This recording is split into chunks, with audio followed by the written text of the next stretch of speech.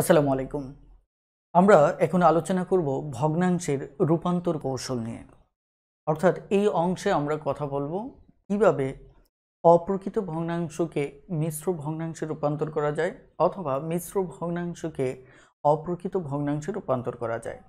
কিভাবে আমরা একটি ভগ্নাংশকে সমাহর পদ্ধতিতে আমরা পরিবর্তন করতে পারি। একইভাবে আমরা আলোচনা করব যে ক্ষুদ্রতম ও বৃহত্তম ভগ্নাংশ আমরা শর্টকাট ওয়েতে অর্থাৎ মাত্র সেকেন্ডে কিভাবে নির্ণয় করতে পারি। চলুন কথা না বাড়িয়ে সরাসরি আলোচনায় প্রবেশ করা যাক। আমরা প্রথমেই কথা বলবো অপ্রকৃত ভগ্নাংশকে কিভাবে মিশ্র ভগ্নাংশে রূপান্তর করা যায়। সরাসরি লক্ষ্য করুন যে ধরুন 7/5 এটি একটি অপ্রকৃত ভগ্নাংশ। অপ্রকৃত ভগ্নাংশকে মিশ্র ভগ্নাংশের রূপান্তরের নিয়ম হচ্ছে যে আমাদের হর দিয়ে লবকে ভাগ করতে হবে। তাহলে আমরা যদি 5 দিয়ে 7কে ভাগ করি তাহলে একবার যাচ্ছে, তাহলে আমাদের ভাগশেষ রয়ে যাচ্ছে কত? 2। এটি হচ্ছে ভাগশেষ। সুতরাং একে আমরা লিখতে পারি যে ভাগশেষ উপরে চলে যাবে এবং ভাজক যাকে দিয়ে ভাগ করব সেটি হর অবস্থায় থাকবে। অর্থাৎ পূর্বেও হর অবস্থায় ছিল, পরবর্তী রেজাল্টেও সে হর অবস্থায় থাকবে।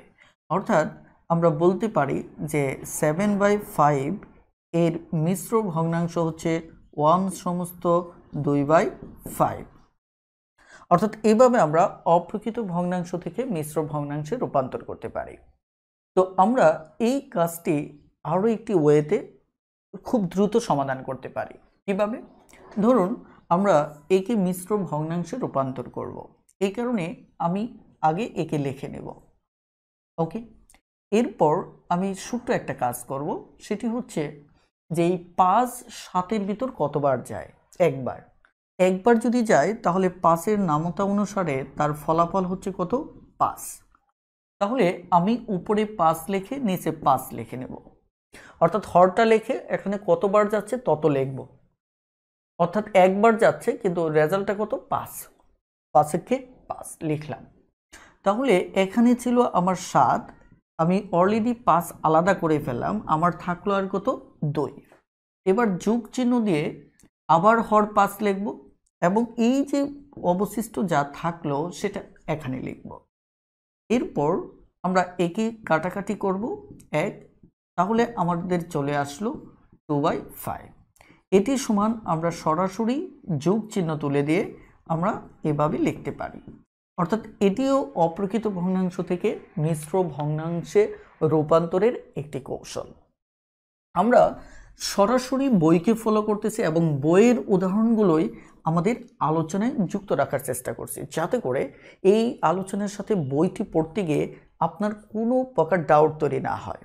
ওকে, তাহলে বই থেকে আরও কয়েকটি সমস্যার সমাধান করি। যেমন মিশ্র ভগ্নাংশে প্রকাশ করুন 21 আমার কত? 5।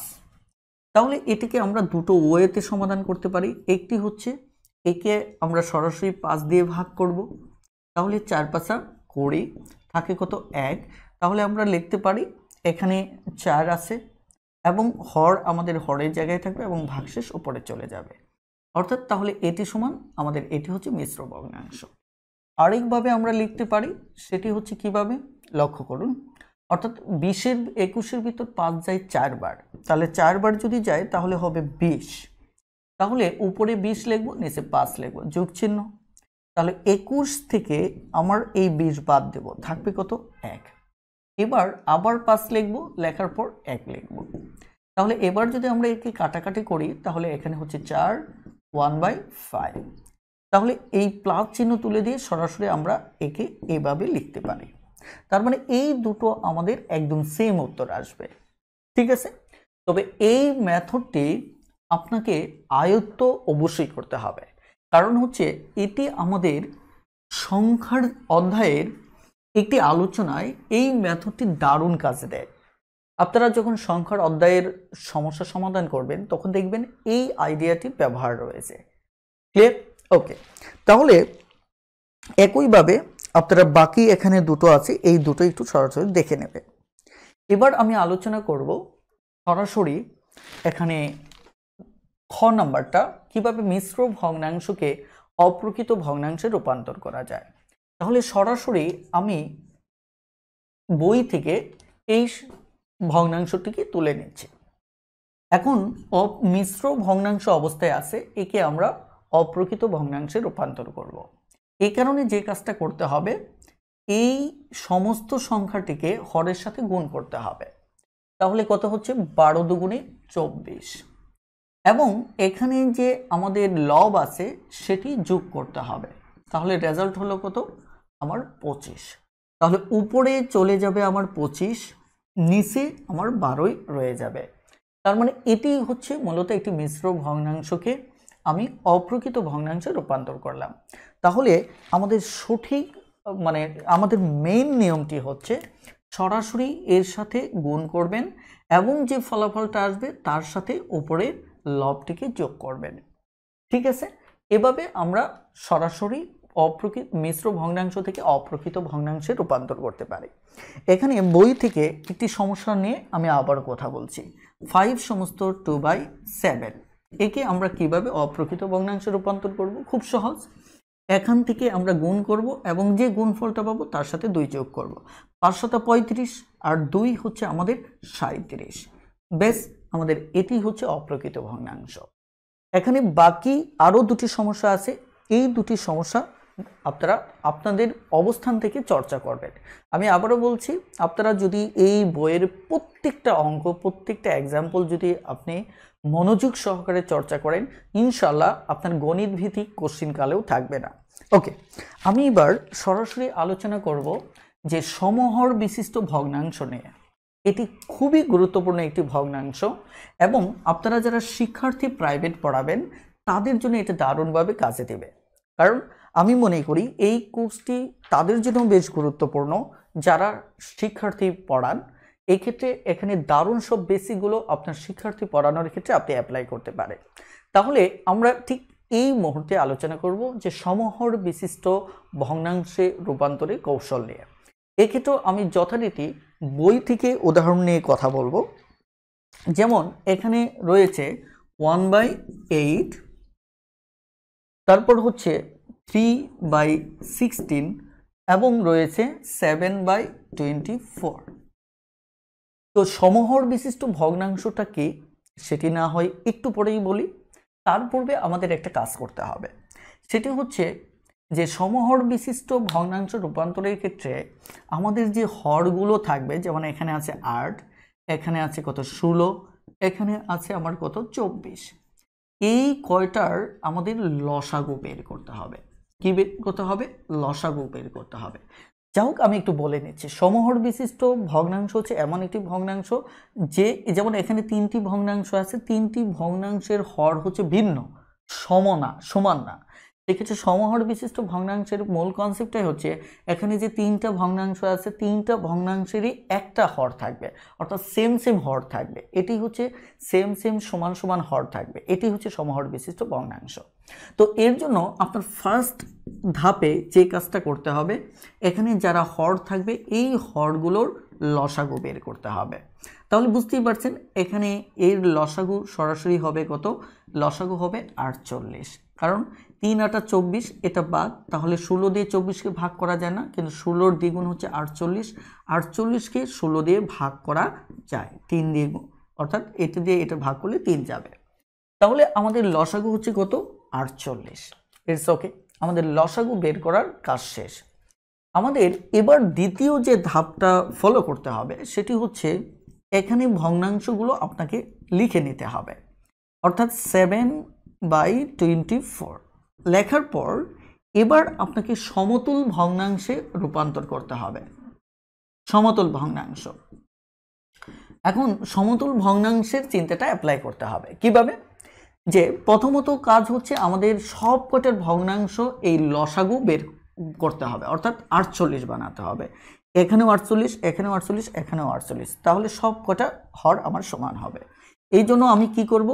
প্রথমত যে কাজটি করব, লক্ষ্য করুন যে আমাকে এই 48 বানানোর জন্য কত গুণ করতে হবে।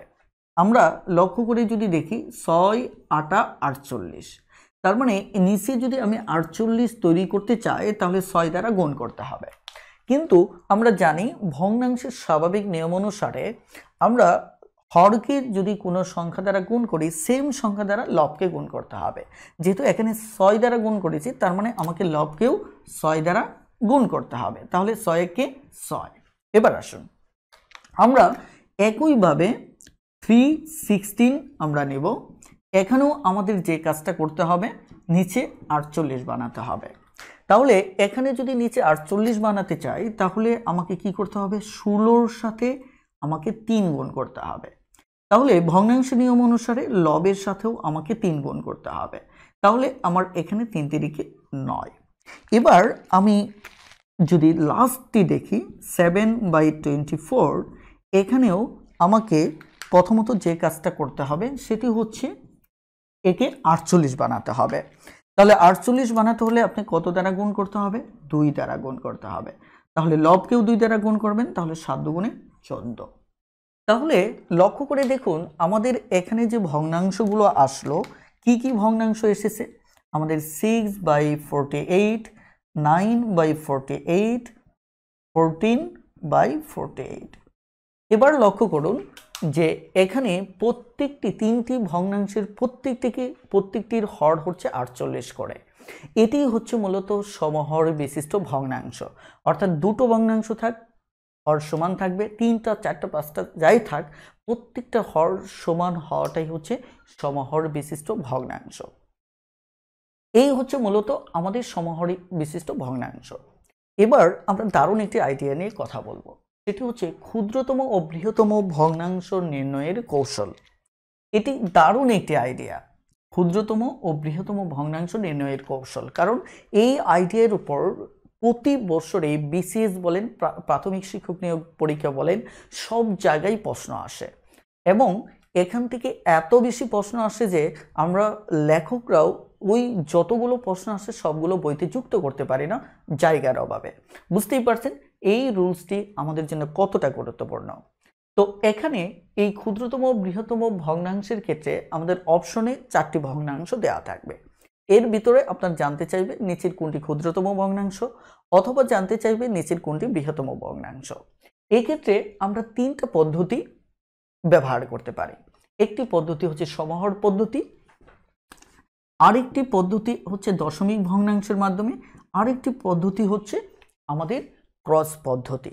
তো এটি হচ্ছে সবচেয়ে ইজি একটি পদ্ধতি যাকে আমরা ক্রস পদ্ধতি বলতে পারি। তো যারা ক্যালকুলেশনে ভালো তাদের জন্য এই পদ্ধতিটিও বেশ ইজি। তাহলে এখানে আরেকটি পদ্ধতি আছে যেটি সময়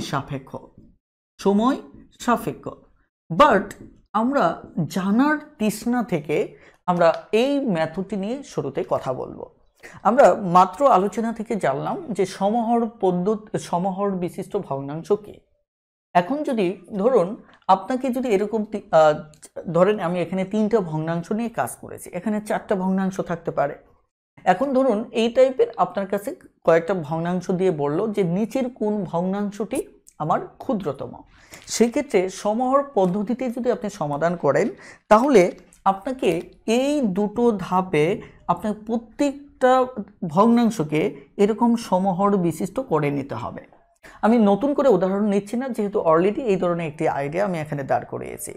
তার মানে এভাবে সমান হর করার পর জাস্ট ছোট্ট একটা কাজ করতে হবে। কাজটি কি? সেটি হচ্ছে দেখুন আমরা কিন্তু বলেছিলাম যে পূর্বের ভিডিওটাতে যে 5-এর 3 ভাগ যদি লক্ষ্য করেন যে একটা জিনিসকে 5 ভাগ করলেন তার 3 ভাগ বড় হবে না একটা জিনিসকে ওই জিনিসটিকে 5 ভাগ করে 2 ভাগ করবে, 2 ভাগ কাউকে দিলেন এটি বড় হবে।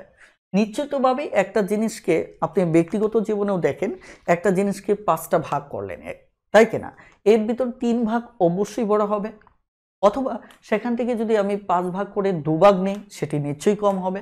অর্থাৎ যদি কোনো জিনিসকে সেম পরিমাণ ভাগ করা হয়, আমাদের একটা জিনিসকে ধরে নিলাম এরকম 48 ভাগে ভাগ করা হলো, অর্থাৎ টোটাল 48টা ভাগ করা হলো। এখন যদি 6 ভাগ দেওয়া হয় তাহলে সেটি ছোট, যদি আপনাকে 9 ভাগ দেওয়া হয়, ধরেন ককে দেওয়া হলো 6 ভাগ, তাহলে ক সবচেয়ে কম পেল, কারণ এই জিনিসটা ভাগ করে 6 ভাগ তাকে দেওয়া হয়েছে। খ লক্ষ্য করে দেখুন, সে তার তুলনায় একটু বেশি পেল, কিন্তু পরের জনের তুলনায় সেও কম পেয়েছে। আর যাকে 14 ভাগ দেওয়া হয়েছে গ, সে সবার চাইতে বেশি পেয়েছে। তারপরে এখানে মূল কনসেপ্ট হচ্ছে, যদি হরগুলো সমহর হয় সেক্ষেত্রে আমার ক্ষুদ্রতম যদি হয়, তাহলে লব যেটা ক্ষুদ্রতম ওই ভগ্নাংশটাই ক্ষুদ্রতম, ঠিক আছে। আর যদি বৃহত্তম চাওয়া হয় তাহলে আমার কি লব যেটা বৃহত্তম সেটি আমাদের বৃহত্তম। আমি আবারও বলছি, লব যেটি ক্ষুদ্রতম সেটি ক্ষুদ্রতম, লব যেটি বৃহত্তম সেটি বৃহত্তম। তাহলে এভাবে আপনি বের করার পর আগে মানে ঊর্ধ্বক্রম অনুসারে অথবা নিম্নক্রম অনুসারে আপনি সাজিয়ে নেবেন, এটার বড় এটা, এটার বড় এটা। এবার যদি ক্ষুদ্রতম চায় তাহলে প্রথমটি উত্তর, যদি বৃহত্তম চায় এটি উত্তর। এভাবে আমরা সমহর পদ্ধতিতে ক্ষুদ্রতম এবং বৃহত্তম ভগ্নাংশ নির্ণয় করতে পারি। তো যাই হোক, আমাদের যেহেতু এটি সময় সাপেক্ষ একটি কনসেপ্ট, সঙ্গত কারণে আমরা দ্বিতীয় এবং তৃতীয় পদ্ধতিটি নিয়ে কথা বলতে চাই। তাহলে দ্বিতীয় এবং তৃতীয় পদ্ধতি নিয়ে কথা বলার সময় অন্তত আমরা বই থেকে একটু উদাহরণ নিতে চাই। আপনারা লক্ষ্য করে দেখেন যে বইতে আমি 6 নম্বর উদাহরণটি নেব। 6 নম্বর উদাহরণটিতে কি রয়েছে, এখানে এই উদাহরণে 4টা অপশন দেওয়া আছে 6 নম্বর উদাহরণটিতে। সেটি হচ্ছে, যেমন ক নম্বর অপশনে দেওয়া আছে আমার 3/4, খ নম্বর অপশনটিতে দেওয়া আছে 5/6, গ নম্বর অপশনটিতে দেওয়া আছে 7/9 এবং ঘ নম্বর অপশনটিতে দেওয়া আছে 9/13। ওকে, আমরা ধরে নিচ্ছি যে এই জায়গায় আমরা যে অঙ্কটা করতে যাচ্ছি, এই অঙ্কটা মূলত আমি দশমিক ভগ্নাংশের মাধ্যমে সমাধান করব। এখন দশমিক ভগ্নাংশের মাধ্যমে সমাধান যদি করি তাহলে আমাকে কি করতে হবে, আমাকে এই প্রত্যেকটাকে ভাগ করে দশমিক ভগ্নাংশে আনতে হবে। যেমন আমি যদি 3কে 4 দিয়ে ভাগ করি, দেখেন স্বাভাবিক নিয়মে ভাগটা দেখাই, যারা দুর্বল তাদের জন্য বেশ উপকারে আসবে। 4 দিয়ে 3কে ভাগ করা যায় না, এই কারণে দশমিক যদি দেই তাহলে এখানে একটা শূন্য দেওয়া যাবে। তাহলে এবার আমার যাবে কত, 4 7 28। তাহলে এখানে আরো 2 থাকবে, তাহলে এই 2কেও 4 দিয়ে ভাগ করা যাবে না। যখন ভাগ করা না যাবে, উপরে কেটে আনার কিছু না থাকবে, তখন আলটিমেট দশমিকের পর একটা শূন্য আপনি ফ্রি বসাতে পারবেন। তাহলে 4 5 আমার কত 20। তাহলে এটি চলে আসতেছে আমার 0.75। কত আসতেছে, 0.75। এই কাজটা আপনি মুখে মুখে করবেন। কিভাবে মুখে মুখে করবেন, যদি মুখে মুখে না করতে পারেন তাহলে চর্চা করবেন এবং আমার দশমিক ভগ্নাংশের ক্লাসগুলো দেখে নেবেন। সেটা কিভাবে লক্ষ্য করে দেখেন, এভাবে ডিরেক্টলি চর্চা করবেন। 4-এর ভিতর যাচ্ছে, 3-এর ভিতর যাচ্ছে না, শূন্য দেবেন, রেজাল্টে শূন্য দেবেন। তাহলে 4 7 28 থাকে কত, 2। এবার 2-এর ভিতর যাচ্ছে না, যেহেতু দশমিক বসে গেছে এখানেও একটা শূন্য বসবে, তার মানে কত হবে, 4 5 20। সরাসরি এটি বের করে নেবেন। ওকে, তাহলে এবার আমরা পরেরটাতে যাচ্ছি। সেটি হচ্ছে, এখানে আমি যদি ভাগ করি, 5-এর ভিতর যাচ্ছে না দশমিক, তার মানে এখানে একটা শূন্য। তাহলে দেখেন এখানে 6 8 48, 8 বার যাচ্ছে। তাহলে 8 বার যদি যায়, 50 থেকে 48 গেলে থাকে 2। তাহলে 2-এর ভিতরেও 6 যাবে না, তার মানে আলটিমেট এখানে একটা শূন্য হবে। তাহলে 3 6 18। তাহলে 18 থেকে আবার 2 থাকবে, এবার আবার যাবে না, আবার একটা শূন্য। তাহলে 3 6 18। তার মানে প্রতিবারই এভাবে আমার 2 থেকে যাবে। তার মানে কি, এভাবে 3 যেতেই থাকবে। আমার এত গড় পর্যন্ত দরকার নেই, কারণ হচ্ছে আমরা জাস্ট প্রথম দশমিকের পর প্রথম সংখ্যাটা পেলেই আমাদের সমস্যার সমাধান হয়ে যাবে।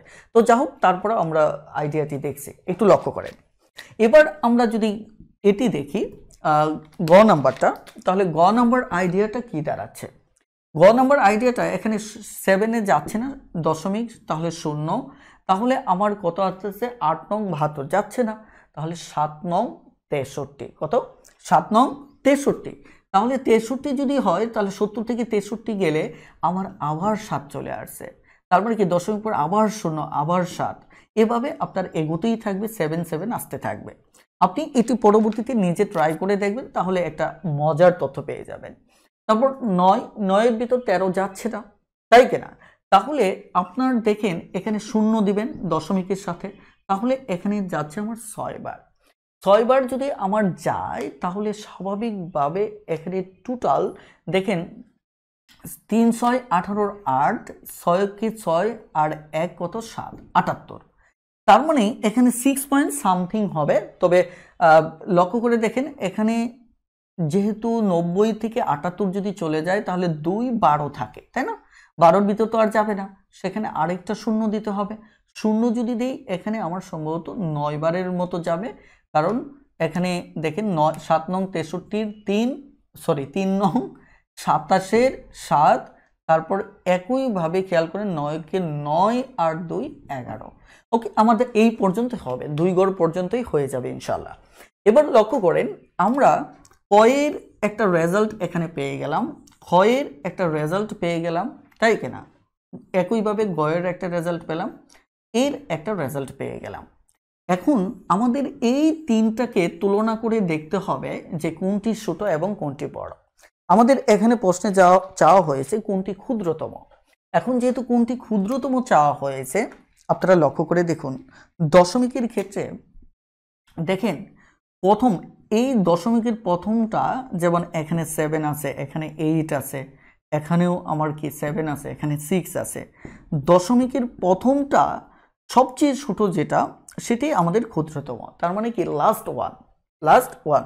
অর্থাৎ তাহলে এটি কোনটা? আমাদের এই অপশনটা আমাদের কি ক্ষুদ্রতম। আর যদি বৃহত্তম চাইতো তাহলে দেখুন এদের মাঝে সবচেয়ে বৃহত্তম হচ্ছে 0.8, তাহলে উত্তর হতো এটি হচ্ছে সবচেয়ে বৃহত্তম, এটি হচ্ছে সবচেয়ে বৃহত্তম, আর এটি হচ্ছে আমাদের সবচেয়ে ক্ষুদ্রতম। বেশ, তাহলে ক্ষুদ্রতম চেয়েছে উত্তর এটি হবে, বৃহত্তম চাইলে উত্তর এটি হতো। এখন যদি দেখেন তার মানে কি এই দুটো সমান না? সমান না, কারণ এটার তুলনায় এটা একটু বড় আছে। কথাটা ক্লিয়ার? আমরা যদি ব্যাপারটা সাজাই, সবচেয়ে ক্ষুদ্রতম আমার আস্তে আস্তে 6 9, তারপরে আমার আসবে কত 7.5, তারপরে আমার আসবে 0.77 এবং তার আমাদের এভাবে আসবে, এটি ছোট, এটা চাইতে এটা বড়, এটা চাইতে এটা বড়, এটা চাইতে এটা বড়। অর্থাৎ এভাবে আমরা দশমিক ভগ্নাংশের মাধ্যমে আমরা নিচের কোনটি ক্ষুদ্রতম ভগ্নাংশ অথবা নিচের কোনটি বৃহত্তম ভগ্নাংশ সেটি কিন্তু বের করে নিতে পারি। তো যাই হোক, এই বিষয়গুলোতে আপনি কখন পারদর্শিতা অর্জন করবেন? যখন আপনি অধিক পরিমাণ চর্চা করবেন। এবার আমরা লাস্ট ওয়ানটি দেখব, যেটি খুবই ইন্টারেস্টিং একটি পদ্ধতি। এই পদ্ধতিতে আমরা সরাসরি একটি উদাহরণ নিতে চাই। অর্থাৎ আমরা যদি 7 নম্বর প্রশ্নটি দেখি, 7 নম্বর প্রশ্নে এখানে কি বলা হচ্ছে যে 7 নম্বর প্রশ্নে বলা হচ্ছে নিচের কোন ভগ্নাংশটি ক্ষুদ্রতম। তার মানে নিচের কোন ভগ্নাংশটি ক্ষুদ্রতম, এর ভিতর আমার অপশন কি কি দেওয়া আছে। ক নম্বর অপশন আমার দেওয়া হয়েছে 1/3, খ নম্বর অপশন আমার দেওয়া হয়েছে 3/6 এবং গ নম্বর অপশন হচ্ছে আমার 2/7 এবং ঘ নম্বর অপশন হচ্ছে 5/21। আমার এখানে চাওয়া হচ্ছে কোনটি ক্ষুদ্রতম। প্রশ্ন লক্ষ্য করুন, আমাদের চাওয়া হয়েছে কোনটি ক্ষুদ্রতম, কোন ভগ্নাংশটি ক্ষুদ্রতম। এক্ষেত্রে আমরা যে মেথডটি ব্যবহার করব সেটি হচ্ছে আমাদের ক্রস পদ্ধতি।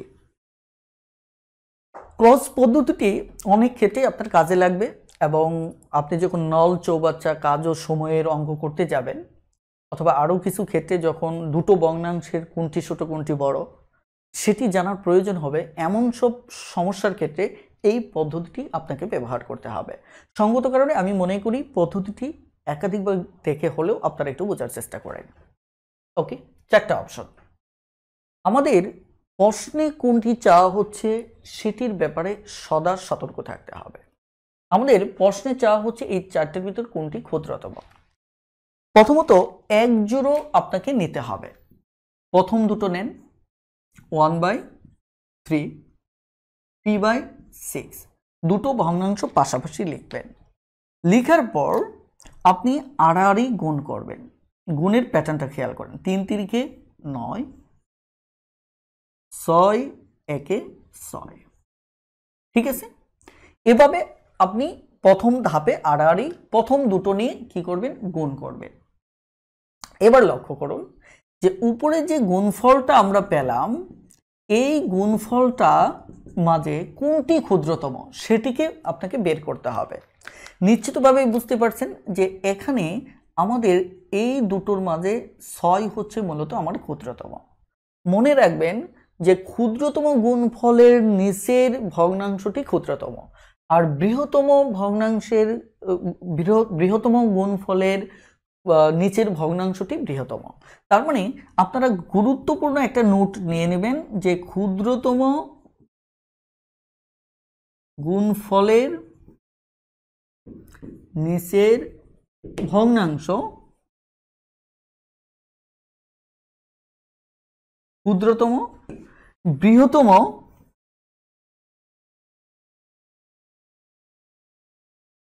গুণফলের নিচের ভগ্নাংশ বৃহত্তম।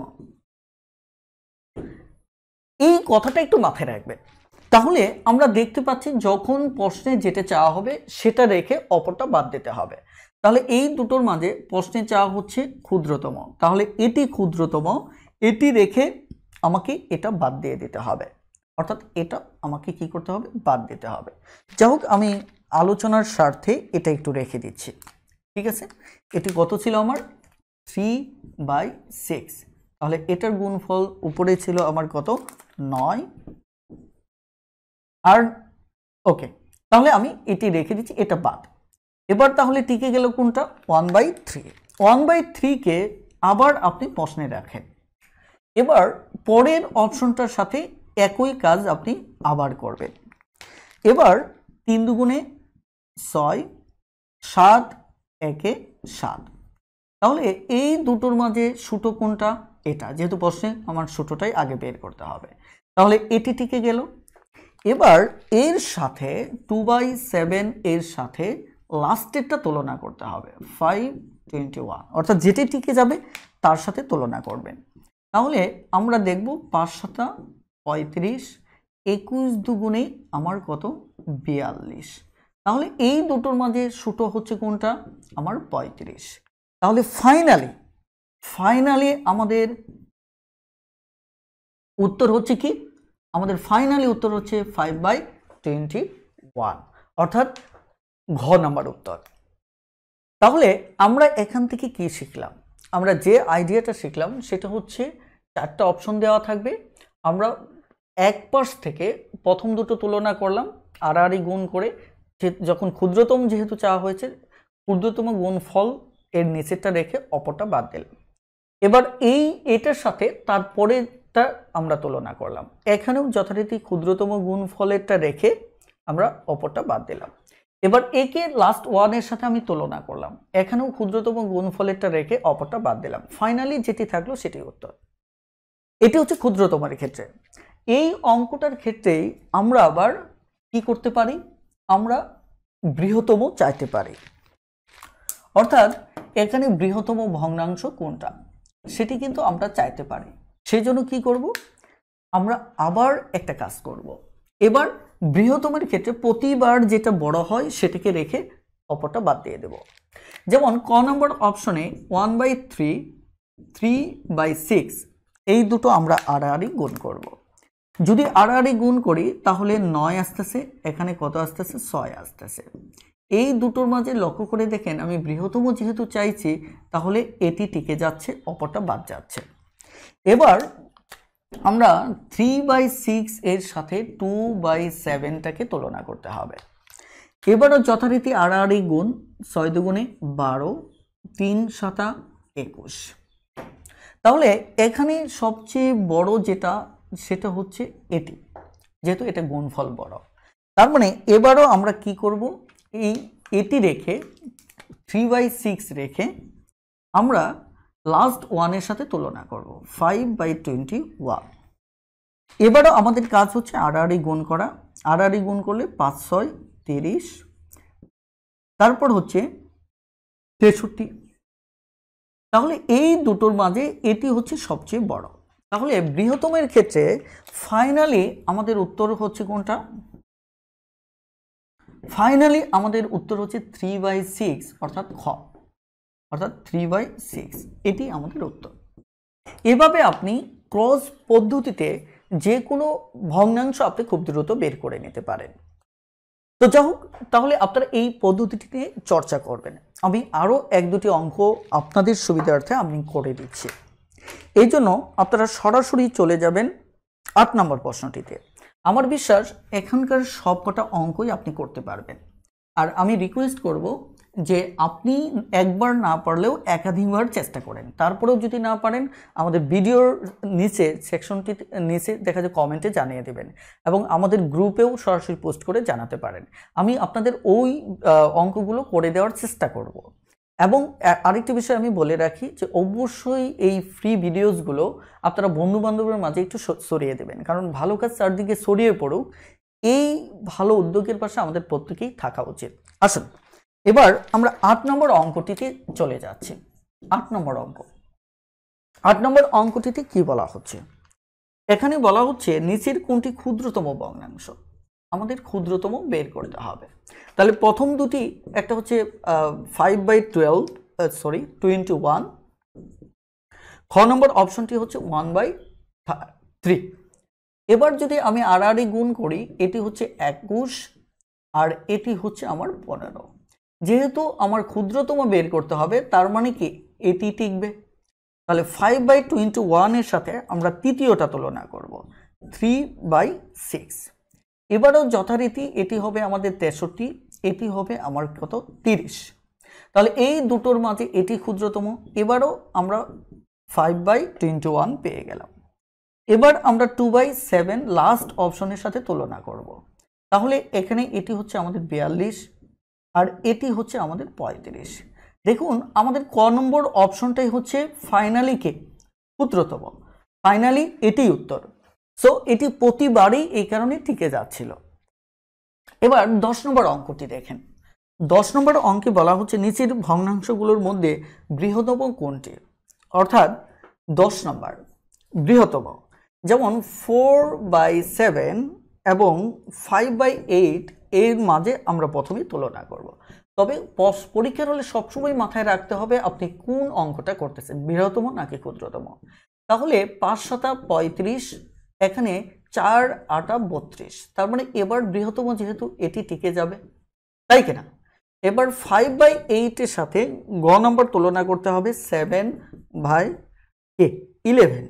তাহলে এইটি হচ্ছে আমার কত 55 আর এটি কি 7×8 = 56। তাহলে 7×8 55 আর 56-র ভিতর এটি বৃহত্তম। তার মানে এবার 7/11 এর সাথে লাস্ট ওয়ানটার তুলনা করতে হবে 2/3।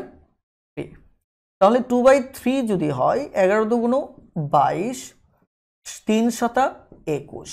তাহলে এই দুটোর মাঝে এটি বৃহত্তম, তার মানে এটি হচ্ছে ফাইনালি উত্তর। ফাইনালি উত্তর কি আমার 2/3।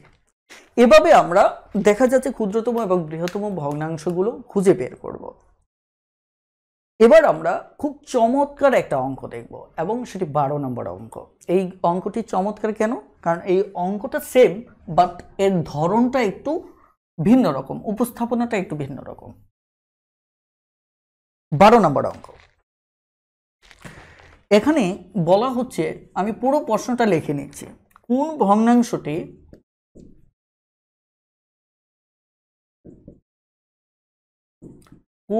ভগ্নাংশটি 2/3 থেকে বড়? ক নম্বর অপশন দেওয়া আছে আমার 33/50। খ নম্বর অপশনটি দেওয়া আছে 8/11। ঘ নম্বর অপশন দেওয়া আছে 3/5 এবং লাস্ট ওয়ান ঘ দেওয়া আছে 13/27। এই হচ্ছে আমাদের প্রশ্নটা। আমাদের এখানে বলা হচ্ছে যে নিচের কোন ভগ্নাংশটি, অর্থাৎ এই চারটা থেকে একটা, যে এটার থেকে বড়। তার মানে বোঝা যাচ্ছে এদের ভিতর যে এর সাথে তুলনা করলাম, ধরে নিলাম এদেরকে x যদি ধরি, তাহলে অবশ্যই এটা থেকে বড় হতে গেলে রেজাল্টটা হবে ঠিক এরকম, তাই কিনা? যে আমার এখানে যে ভগ্নাংশটা আমাদের হবে, ধরেন x/y একটা ভগ্নাংশ ধরলাম, এই ভগ্নাংশটা এর চাইতে বড় হবে। তার মানে আলটিমেট অপশন থেকে এই বড়টা খুঁজে বের করতে হবে।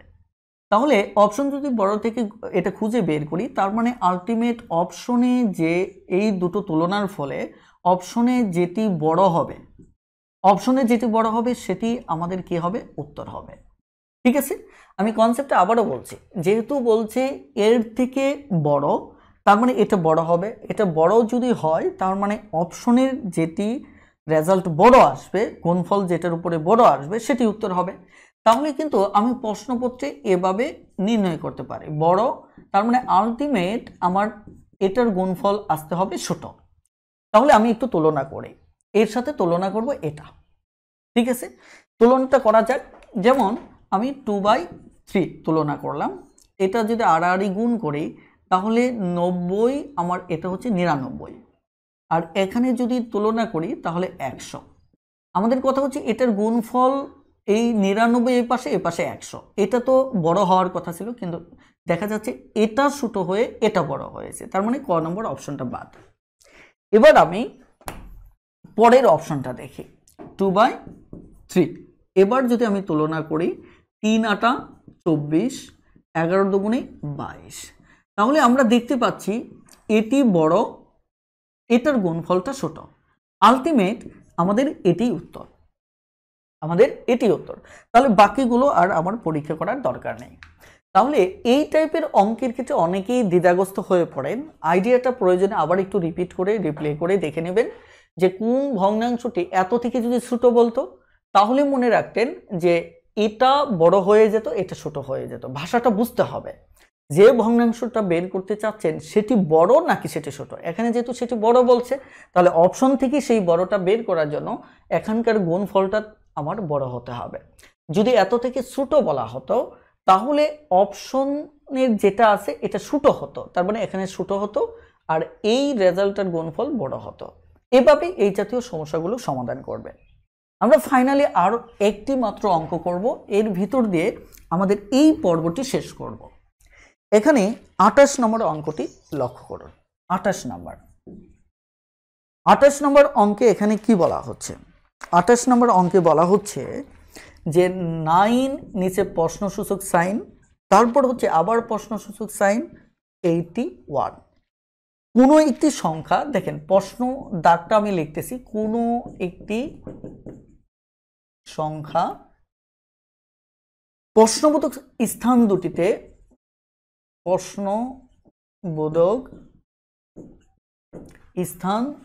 দুটিতে বসবে। ওকে, এখানে এই অঙ্কটা আপনারা কিভাবে করবেন? দেখুন, অঙ্কটা জটিল কোনো অঙ্ক না। প্রথমত কথাটা কি বলছে, এটি একটি ভগ্নাংশ, তাই কিনা? এটিও একটি ভগ্নাংশ, বাট এই জায়গাটা আর এই জায়গাটা ফাঁকা। এখন এই ফাঁকা জায়গাটাতে কি করতে বলছে? কোনো একটি সংখ্যা, একটা সংখ্যা প্রশ্নবোধক স্থান দুটিতে বসবে, মানে স্থান দুটি, কিন্তু বসবে কয়টা? একটা। অর্থাৎ এই একটা সংখ্যাই এই দুটি স্থানে বসবে। অর্থাৎ এখানে যদি আমার x বসে, তাহলে ওই xটা আমার এখানেও বসবে। মূলত এই কথাটাই বলা হয়েছে।